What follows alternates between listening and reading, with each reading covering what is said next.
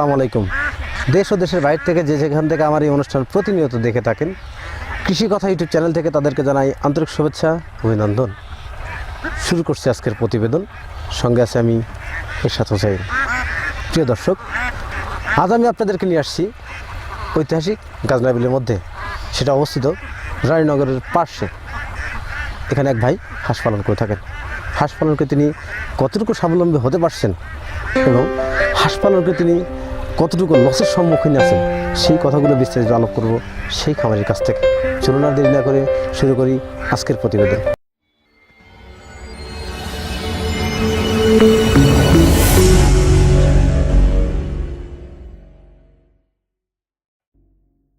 প্রিয় দর্শক, আমার সামনে যিনি দাঁড়িয়ে আছেন এবং পিছনে খোলা বিলের মাঠে যে খামারটি দেখছেন, এই খামারটি তার। তিনি এখানে হাঁস পালন করে থাকেন খোলা বিলের মাঠে, ক্যানালের মধ্যে। তো আমি তার কাছে হাঁস পালনে বিস্তারিত আলোচনা করবো। আসসালামু আলাইকুম ভাই। ভালো আছেন ভাই? হ্যাঁ ভাই, ভালো আছি। আপনার নাম কি? আজিদুল মন্ডল।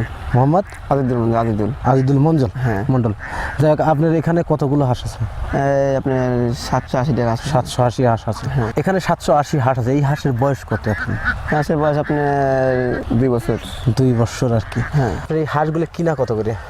এই মনে করেন 43,000 টাকা। একটা 43,000 টাকা, 38,000 এরকম ভাবে আর কি।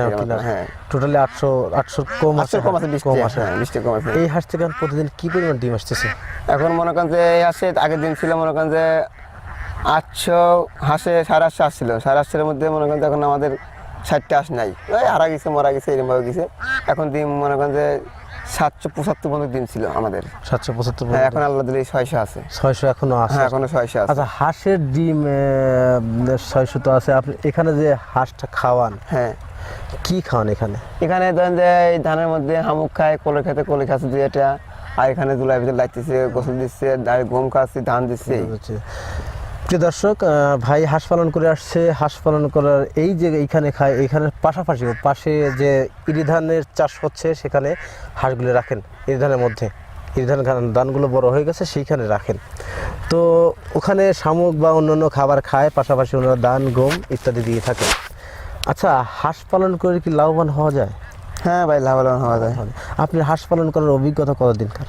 এই আজ মনে করেন 4 বছর ধরে। 4 বছর অভিজ্ঞতা।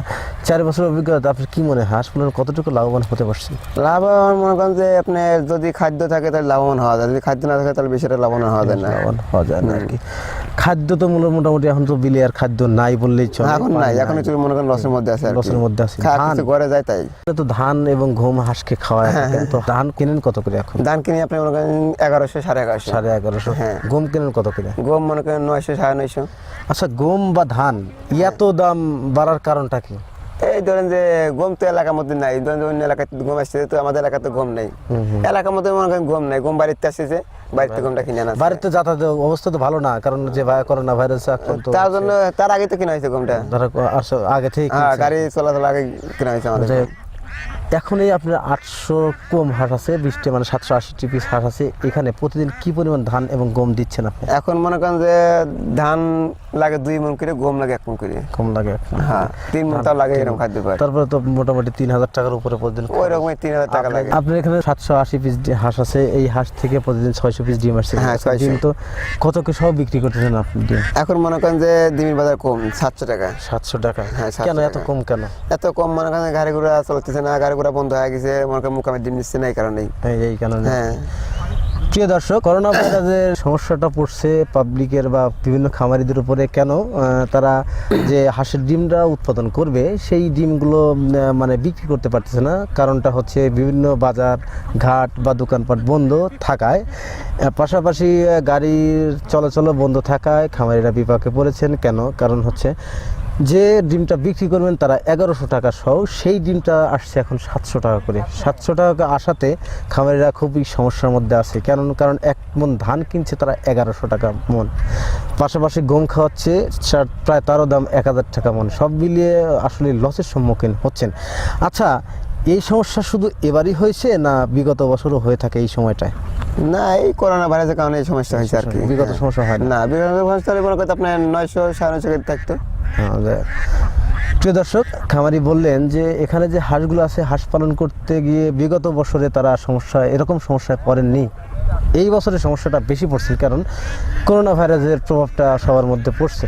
এই জন্য খামারিরা বিপাকে পড়েছেন। কারণ হচ্ছে এখানে যে পরিমাণ হাঁস আছে, এই হাঁস থেকে যে ডিম উৎপাদিত হয় এবং সেই ডিমগুলো বাজারে বিক্রি করতে হয় খামারিদের। এক সময় দেখা যায় হাঁসের ডিম প্রচুর পরিমাণ চলতো বা চলে। এখন ডিমগুলো চলতেছে না, কারণটা হচ্ছে বাজারঘাট বন্ধ বা পাশাপাশি গাড়ি ঘোড়া বন্ধ, গাড়ি ঘোড়া চলতেছে না। লকডাউন করে দেওয়ার কারণে বিভিন্ন সমস্যায় আছে খামারিরা। পরিপূর্ণ বা সুলভ মূল্য দাম পাচ্ছে না এই খামারিরা। এক মন ধান কিনছে 1100 টাকা মন এবং পাশাপাশি এক মন গম কিনছে প্রায় 1000 টাকা মন। তারপরেও এখন হাঁসের ডিম বেচতেছে 700 টাকা সব মিলে হাঁসের লসের সম্মুখীন হচ্ছেন। শুধু এই সময় বলতে না, এর বিগত বছরগুলো গেছে এই সমস্যাগুলো হয়নি খামারিদের, আর এবছরে খামারিদের এই সমস্যাগুলো হয়েছে। এই কথাটাই বললেন খামারিরা। আচ্ছা, বিগত বছর হয়নি বা এবছর হয়েছে, আপনি কি এই হাঁস পালন করার 4 বছরের অভিজ্ঞতা, এই হাঁসের মধ্যে হাঁসের যে পালন করার অভিজ্ঞতা 4 বছরে, এর ভিতরে যে সমস্যাগুলো হয়ে থাকে হাঁসের, এই সমস্যাগুলো আমাদের বলবেন যে এই রোগগুলো হাঁসের হয়ে থাকে? ওই মনে করেন হাঁসের ঠান্ডা লাগে পাওয়া পরে, ঠান্ডা লাগে পাওয়া পরে ওষুধ আছে তো, আমরা মুখায়িত ওষুধ নিয়ে আসি। আচ্ছা, কোথা থেকে ওষুধ সংগ্রহ? কাশীনাথপুর, মনে করেন যে আপনার যে কোনো দোকানে, ওষুধের দোকানে গেলে পাওয়া যায় আর কি, ওইখান থেকে আপনার ওষুধ সংগ্রহ আমরা ওষুধ করে নিয়ে আসি। দিয়েছেন। প্রিয় দর্শক, হাঁসের বিভিন্ন রোগ হয়ে থাকে, এই রোগগুলো খামারিরা সমাধান করেন। ওনারা আমাদের এই কাশীনাথপুর থেকে ওষুধগুলো সংগ্রহ করে নিয়ে আসেন, খামারি হাঁসকে খাওয়ায় থাকেন। এই কথাটা বললেন খামারি। তো প্রিয় দর্শক, অনেক কথাই বললাম, আর কথা বাড়াতে যাচ্ছি না। আজকের প্রতিবেদন এখানেই সমাপ্ত করছি। ভালো থাকেন, সুস্থ থাকেন, আল্লাহ হাফেজ।